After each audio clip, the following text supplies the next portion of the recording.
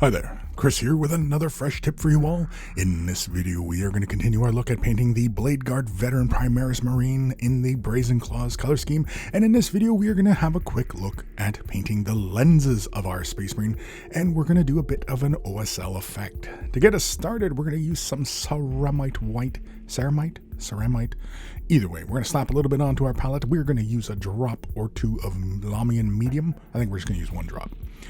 Give that a thorough mixing, thorough being that once you see kind of a uniform texture or viscosity across the entire dollop of paint, you know it's thoroughly mixed. And very carefully here, we fill in just the lens itself with the ceramite white.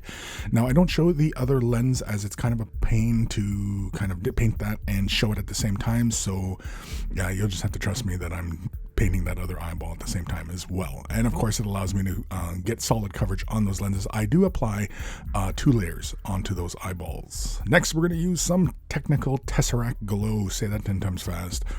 We're going to slap this down onto the table.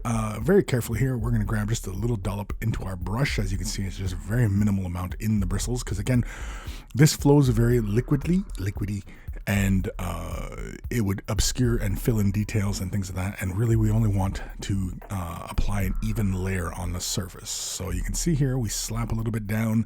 We're going to do both lenses. Of course, I don't show the other lens because, again, the camera angle is just funny on that. And this is after I've applied, I think 2 layers.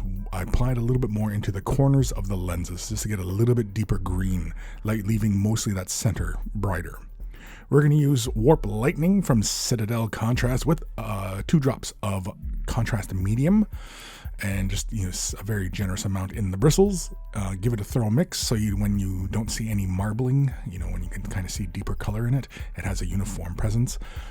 We know it's thoroughly mixed. And with this, very carefully, we are going to apply this along the outer perimeter of the eye. Now, we're not coming up on the upper eyebrow, only just down below the eye socket. And of course, we'll also apply a little bit on the edge of the mouth guard, that piece that goes over his face, the mouth guard. And you can see here I've gotten both eyes, and we provide a little bit more color. I also add a little bit more into the corners of the eyes. I'm not sure if that's at this moment or it was previous. Grab a little bit more paint. Again, we're not using that much. And in here I'm just simply, here's where I'm basically laying a little bit more into the corners of the eyes. And then I also lay a little bit onto the mouth guard. I'm laying more on the part of just below the eye lens. That's kind of like, I guess, the rest of the helmet. It's kind of like a lower eyelid kind of thing situation going on. But either way, we apply a little bit more color there. And then, of course, here we're going in with the upper portion of the helmet. Just a very, very minimal amount. Because the helmet is so bright, we do need a lot of contrast to make the OSL somewhat believable. And this is really one of the more extreme kind of examples, but because of the way we did the helmet, where we have really contrasty tones in there and only really the presence of actual white is not that prevalent, we actually can pull off a bit of an OSL look onto the model without too much difficulty. Here we're going back to the ceramite, and apply it into the eyeball. And we're also going to apply it onto that lower eyelid area as well. You can see here where there's just a little bit of color just to brighten it up a bit more. And then we're going to jump back into the Tesseract Glow just to help marry all these transitions and colors together. So another layering is applied, and we're also going to apply it to that lower eyelid, but we're going to try to avoid hitting the that mouth guard piece. And with that done, we're very carefully going to get the other eyeball as well.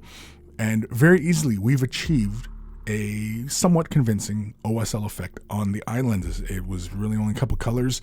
Because of the nature of these colors we were working with, it can be done relatively easy. It just requires a solid white base to work on top of, being very, very careful, working in thin layers, and of course, just a little bit of patience and a steady hand, and we can achieve a fairly decent result. Big thank you to my patrons. Without their support, these videos would not be possible. If you're considering Patreon support, click the link in the description below.